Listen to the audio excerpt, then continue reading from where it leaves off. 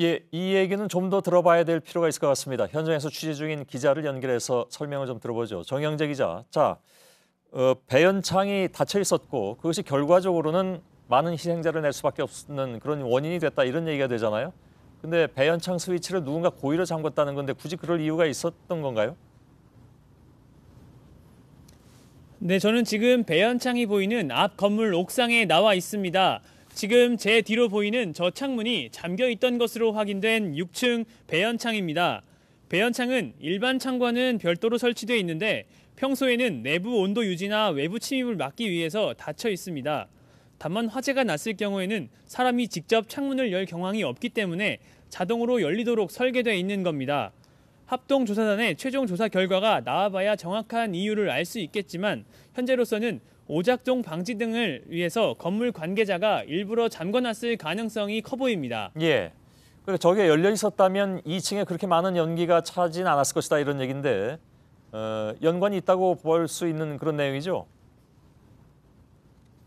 네, 그렇습니다. 합동조사단 관계자도 배연창이 열리지 않아 유독가스 등 연기가 위로 올라갔다가 그대로 다시 내려왔을 것을 보고 있습니다. 그래서 유독가스들이 두세 번 마시게 된 것으로 보인다고 말했습니다. 특히 출구는 막히고 화물 엘리베이터가 굴뚝 역할을 한 2층 여탕에서 피해가 집중된 이유 중 하나로 추정됩니다. 예.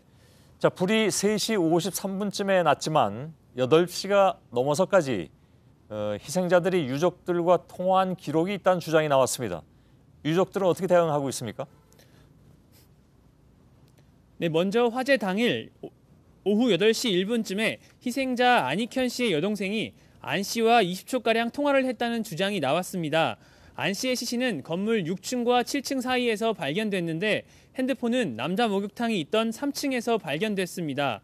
경찰은 유족들의 동의를 얻어서 안 씨의 휴대폰을 국립과학수사연구원에 감식을 맡긴 상태입니다. 또 통화가 되진 않았지만 전화를 강제로 종료한 기록도 있었습니다.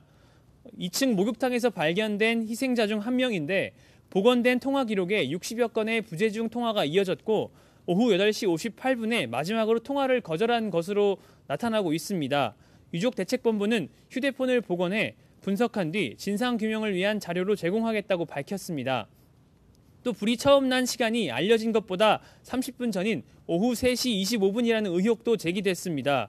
건물 관계자가 곧바로 신고하지 않고 직접 끓여다 화를 키웠다는 주장입니다.